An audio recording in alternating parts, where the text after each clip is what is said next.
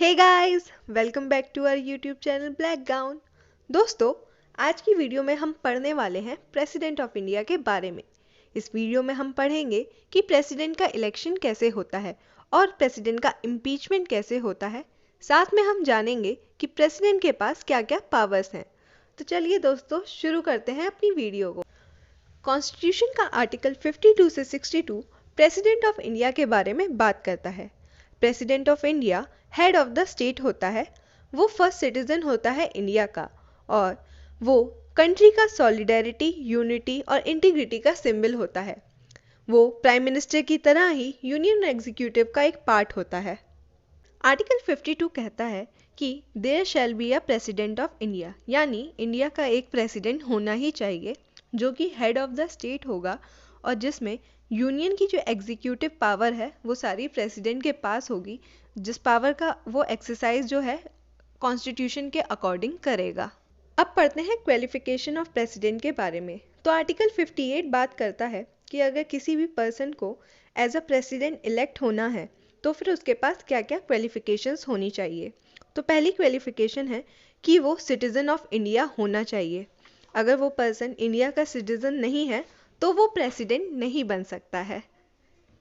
दूसरी क्वालिफिकेशन है कि जो उसने अपनी एज है 35 ईयर्स वो कंप्लीट कर ली हो।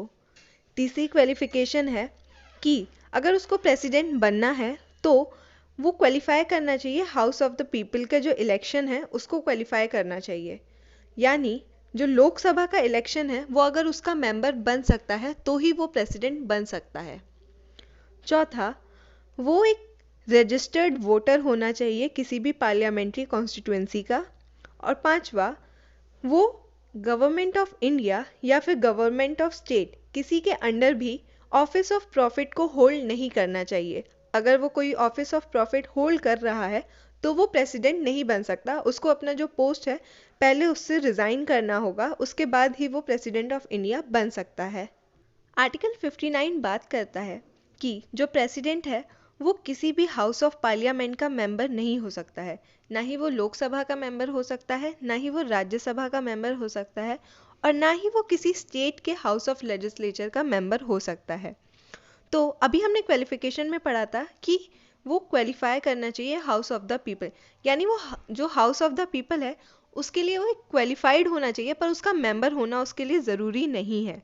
तो अगर कोई प्रेसिडेंट अगर चुना जाता है और वो हाउस ऑफ द पार्लियामेंट या किसी स्टेट लेजिस्लेचर का मेंबर होता है तो जिस दिन वो प्रेसिडेंट के लिए इलेक्ट होगा उस दिन ये मान लिया जाएगा कि उसने जो अपना हाउस है उसकी जो सीट है उसको वैकेट कर दिया है, यानी वहाँ से अब उसकी जो पोजीशन है वो अब उस पोस्ट पे नहीं रहा है, क्योंकि प्रेसिडेंट जो है कोई भी ऑफिस ऑफ प्रॉफिट को होल्ड नहीं कर सकता है। प्रेसिडेंट जो है ऑफिशियल रेसिडेंस के लिए इंटाइटल है, जो कि उसको फ्री ऑफ रेंट मिलेगा, यानी उसके लिए उसको कोई चार्जेस पे नहीं करने होंगे। साथ में प्रेसिडेंट अलाउंसेस और प्रिविलेजेस के लिए भी इंटाइटल्ड है, जो कि पार्लियामेंट बाय लॉ डिटरमाइन करेगी। पार्लियामेंट ने एक एक्ट इनेक्ट किया है, प्रेसिडेंट्स इमोल्यूमेंट एंड पेंशन एक्ट 1951, जिसमें इमोल्यूमेंट्स और पेंशन प्रोवाइड की जाती है प्रेसिडेंट को। आर्टिकल 56 बात करता है कि प्रेसिडेंट जो है 5 साल तक के लिए अपनी पोजीशन को होल्ड करेगा और 5 साल के बाद जब उसका टर्म एक्सपायर हो जाएगा तो फिर नए प्रेसिडेंट का इलेक्शन होगा। अगर दूसरा सक्सेसर नहीं आता है तो वो तब तक उस पोजीशन को होल्ड करेगा जब तक सक्सेसर नहीं आ जाता। साथ में जो प्रेसिडेंट है वो री इलेक्शन के लिए भी एलिजिबल है, यानी अगर एक प्रेसिडेंट एक बार इलेक्ट हो गया है तो वो उसको अगली बार भी इलेक्ट किया जा सकता है। उसके नंबर्स ऑफ इलेक्शन जो टर्म्स के लिए है उस पर कोई लिमिट नहीं है, यानी उसको एक बार, दो बार, तीन बार, चार बार, जितनी बार भी इलेक्ट किया जा सकता है, पर हर बार जो उसका ऑफिस ऑफ टर्म रहेगा वो 5 साल का ही रहेगा। अगर प्रेसिडेंट ऑफ इंडिया जो है वो 5 साल से पहले भी चाहे तो रिज़ाइन कर सकता है, उसको जो अपना रेजिग्नेशन होगा वो वाइस प्रेसिडेंट को देना होगा और उसको इम्पीचमेंट की प्रोसेस से भी उसके ऑफिस से रिमूव किया जा सकता है। आर्टिकल 60 बात करता है कि प्रेसिडेंट को ऑफिस को एंटर करने से पहले एक ओथ लेनी होती है in the presence of chief justice of India, और अगर चीफ जस्टिस ऑफ इंडिया नहीं है तो फिर जो भी सीनियर मोस्ट जज ऑफ सुप्रीम कोर्ट अवेलेबल है उनकी प्रेजेंस में ओथ लेनी होगी कि वो कॉन्स्टिट्यूशन और लॉ को प्रिजर्व, प्रोटेक्ट और डिफेंड करेगा और साथ में वो अपने आप को पीपल ऑफ इंडिया की सर्विस और वेल बीइंग में डिवोट करेगा। अब पढ़ते हैं प्रेसिडेंट के इलेक्शन के बारे में। तो इंडिया का जो प्रेसिडेंट है वो इनडायरेक्टली इलेक्ट किया जाता है। आर्टिकल 54 कहता है कि प्रेसिडेंट के इलेक्शन के लिए इलेक्टोरल कॉलेज फॉर्म किया जाएगा, जिसमें हाउस ऑफ पार्लियामेंट के इलेक्टेड मेंबर्स और स्टेट लेजिस्लेटिव असेंबली के इलेक्टेड मेंबर्स ही वोटिंग करेंगे। यानी जो नॉमिनेटेड मेंबर्स हैं सेंटर और स्टेट के, उनके पास वोटिंग का राइट नहीं होता है, वो इस वोटिंग में पार्टिसिपेट नहीं करेंगे। जो प्रेसिडेंट का इलेक्शन होता है वो सिस्टम ऑफ प्रोपोर्शनल रिप्रेजेंटेशन से होता है, जिसमें सिंगल ट्रांसफरेबल वोट लिए जाते हैं। ये जो सिस्टम है ये सीक्रेट बैलेट के फॉर्म में होता है, यानी इसमें ये नहीं पता चलता कि किसने किसको वोट दिया है। अब हम पढ़ते हैं मोड ऑफ वोटिंग। तो मान लीजिए कि इलेक्शन के लिए 4 लोग खड़े हैं ABCD और जो टोटल वोटिंग है वो 1500 है। तो यहाँ पे किसी भी पर्सन को एज अ प्रेसिडेंट इलेक्ट होने के लिए 50% प्लस 1 की वोटिंग चाहिए, यानी 751 जिसके पास वोट हो जाएंगे वो जीत जाएगा। तो यहाँ पे A को 525 वोट मिले हैं, B को 480, C को 270 और D को 225। तो यहाँ पे किसी को भी 751 वोट्स नहीं मिले हैं। तो यहाँ पे जिसको सबसे कम वोट मिले हैं उसको एलिमिनेट कर दिया जाएगा। तो यहाँ पे डी को सबसे कम वोट मिले हैं तो अब उसको एलिमिनेट कर दिया गया। तो यहाँ पे डी को एलिमिनेट कर दिया गया है। तो अब यहाँ पे ये किया जाएगा कि डी को, मतलब जिन जिन लोगों ने डी को वोटिंग की थी उन लोगों ने सेकंड प्रेफरेंस में जिसको चुना है, अब उनके वोट्स जो है ABCD में ऐड कर दिए जाएंगे। तो फिर यहाँ पे कुछ 30 लोगों ने ए को सेकंड प्रेफरेंस दी थी, तो 30 वोटिंग अब ए के पास चली गई। 105 लोगों ने बी को वोटिंग दी, बी को सेकंड प्रेफरेंस में लिया था तो बी के में ऐड हो गए और 90 सी के में ऐड हो गए। अब यहाँ पे इनका टोटल करेंगे तो ए का टोटल आता है 555, बी का टोटल आता है 585 और सी का टोटल आता है 360। तो यहाँ पे अभी भी किसी को 50% प्लस 1 की वोटिंग नहीं मिली है। तो अब यहाँ पे जो सबसे कम वोट है वो मिला है सी को। तो यहाँ पे से सी का जो है उसको एलिमिनेट कर दिया जाएगा और सी की जो थर्ड प्रेफरेंस होगी वो ए और बी में ऐड कर दी जाएगी। अब जब सी के वोट्स ए और बी में प्लस किए जाएंगे तो जो ए का जो टोटल स्कोर होता है वो होता है 725 और बी का हो जाता है 775।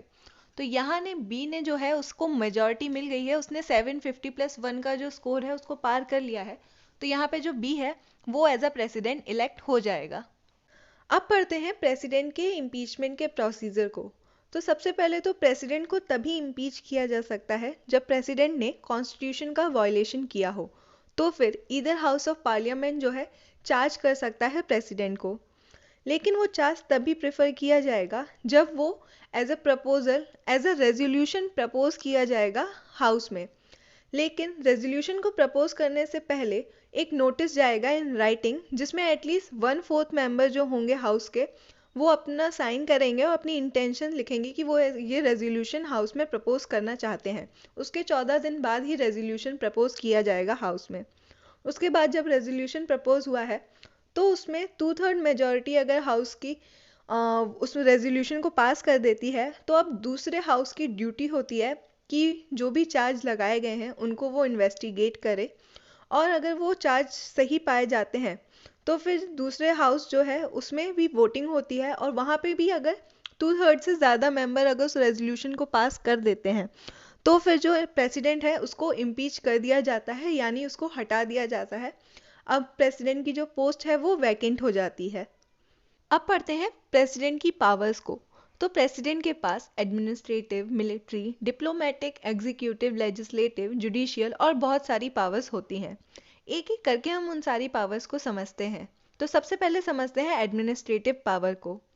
तो प्रेसिडेंट जो होता है वो हेड होता है यूनियन ऑफ इंडिया का।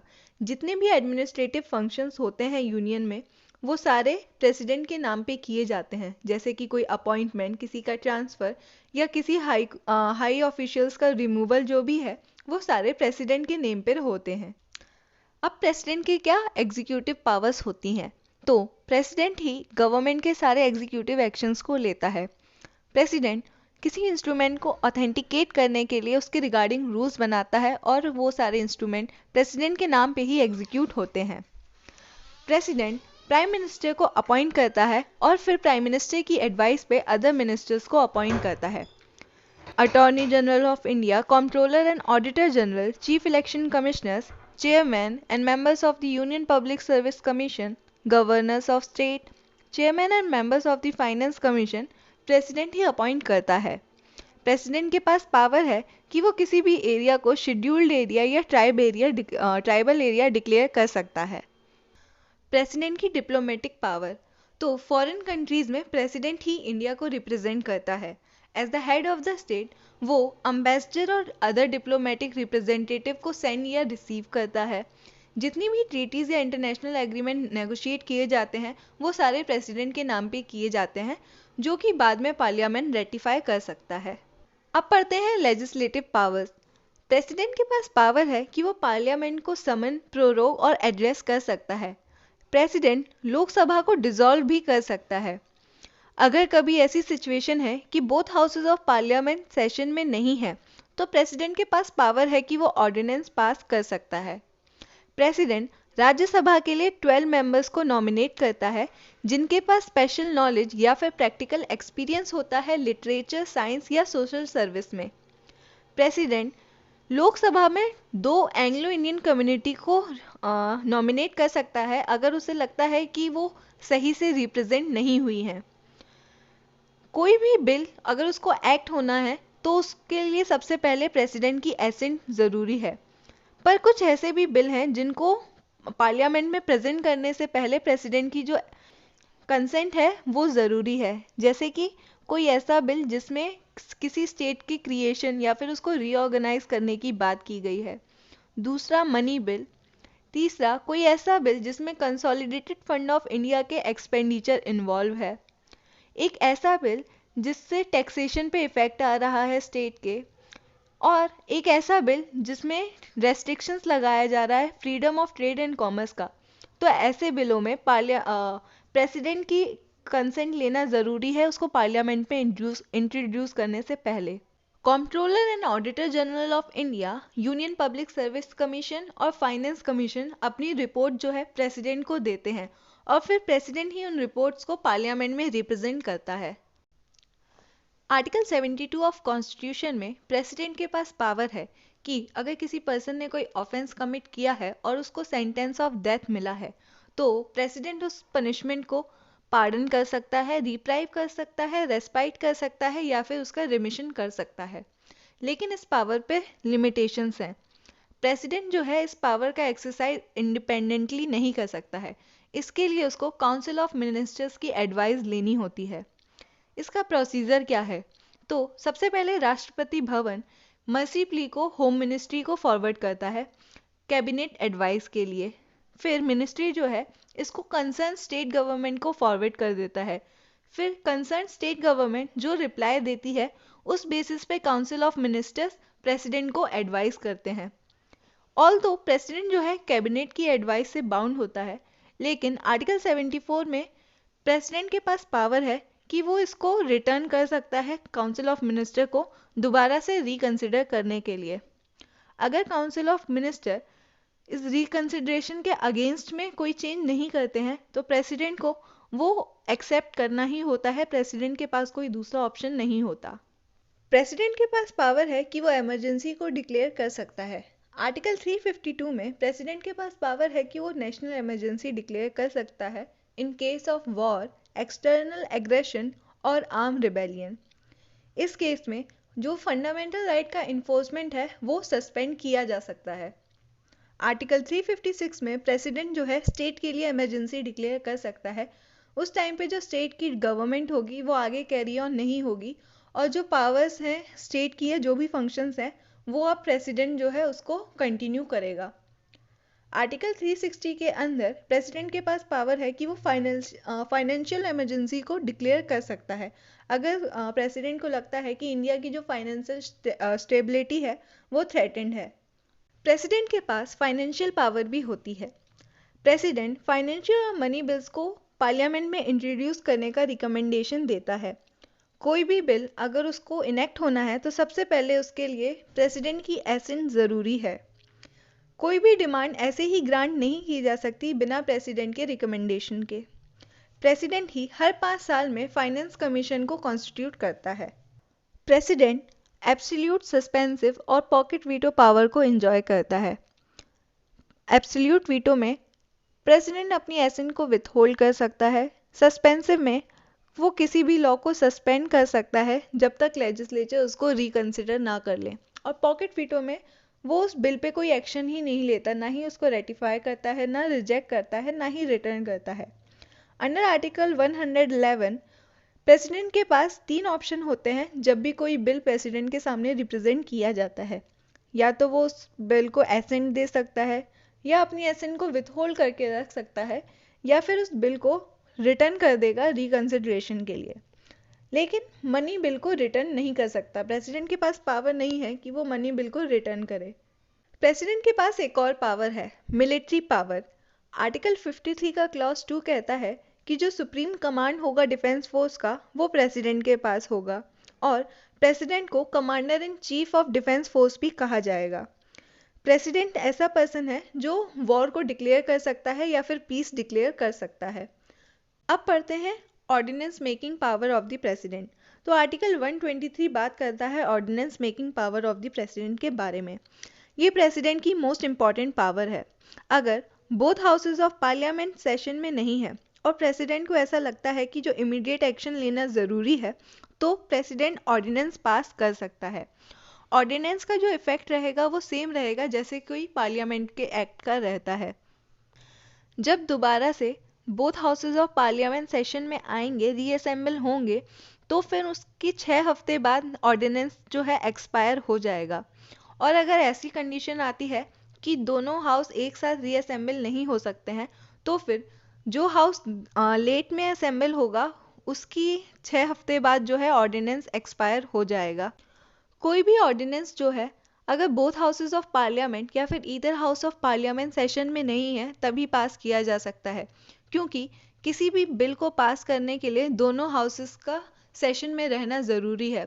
और अगर एक भी हाउस सेशन में नहीं रहता है तो कोई भी बिल पास नहीं किया जा सकता। इसीलिए तभी प्रेसिडेंट है, तभी ऑर्डिनेंस जो है उस टाइम पे पास कर सकता है। और ऑर्डिनेंस पास करने से पहले उसको काउंसिल ऑफ मिनिस्टर्स की एडवाइस लेनी होती है। वो डायरेक्टली इंडिपेंडेंटली ऑर्डिनेंस को पास नहीं कर सकता। जो प्रेसिडेंट की ऑर्डिनेंस मेकिंग पावर है वो कोएक्सटेंसिव है legislative power of the parliament. यानी जिन चीज़ों पे पार्लियामेंट के पास पावर है कि वो लॉ बना सकते हैं, उन्हीं पे प्रेसिडेंट जो है ऑर्डिनेंस पास कर सकता है। वो एक्स्ट्रा किसी और चीज़ पे ऑर्डिनेंस पास नहीं कर सकता। यानी जो आइटम यूनियन लिस्ट और कॉन्करेंट लिस्ट में आते हैं, प्रेसिडेंट के पास उन्हीं पे पावर है ऑर्डिनेंस पास करने की। वो स्टेट लिस्ट में आने वाले आइटम्स पे ऑर्डिनेंस पास नहीं कर सकता। अगर प्रेसिडेंट किसी ऐसी चीज़ पे ऑर्डिनेंस पास करता है जिस पे पार्लियामेंट के पास पावर नहीं है, तो ऐसी जो ऑर्डिनेंस होगी वो अल्ट्रा वायरस हो जाएगी और वॉइड होगी। आर्टिकल 361 बात करता है प्रिविलेजेस टू द प्रेसिडेंट। तो अगर प्रेसिडेंट ने कोई एक्ट किया है in the exercise of his power, तो वो किसी भी कोर्ट को आंसरेबल नहीं होगा। लेकिन कोई कोर्ट, ट्रिब्यूनल या फिर पार्लियामेंट ने किसी बॉडी को अपॉइंट या डिज़ाइन किया है, तो वो उस एक्ट को रिव्यू कर सकते हैं और इन्वेस्टिगेशन ऑफ द चार्जेस हो सकता है।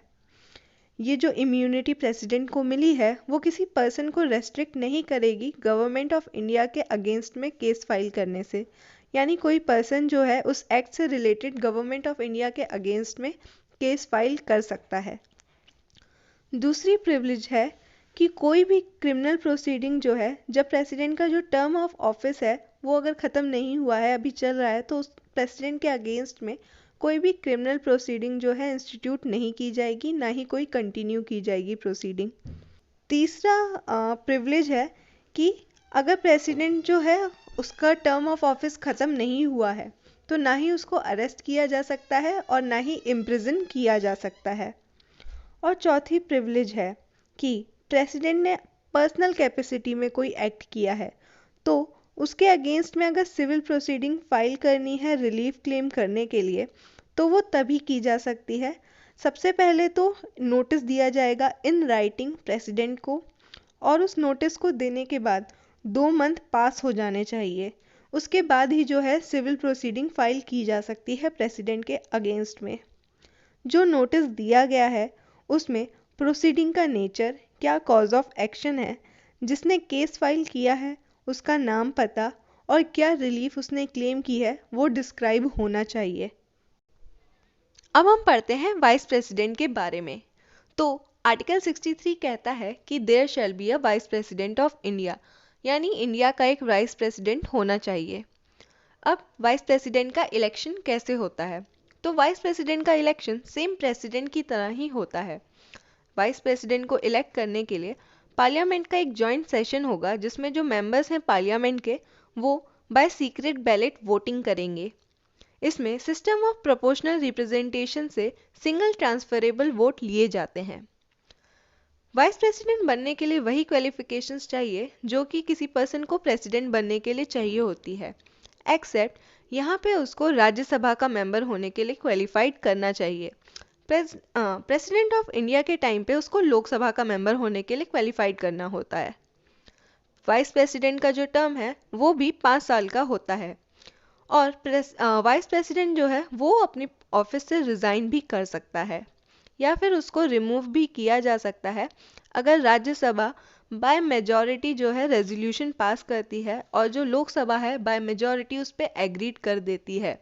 लेकिन रेजोल्यूशन को प्रपोज करने से पहले 14 डेज का नोटिस जाएगा जिसमें 1/4 members of the house sign करेंगे कि हाँ उनकी इंटेंशन है कि वो इस रेजोल्यूशन को पार्लियामेंट में मूव करना चाहते हैं। अब वाइस प्रेसिडेंट के सैलरी और अलाउंसेस क्या क्या होंगे? तो salary and allowances of officers of parliament act 1953 determine करता है कि वाइस प्रेसिडेंट की जो सैलरी और अलाउंसेस हैं वो क्या होंगी।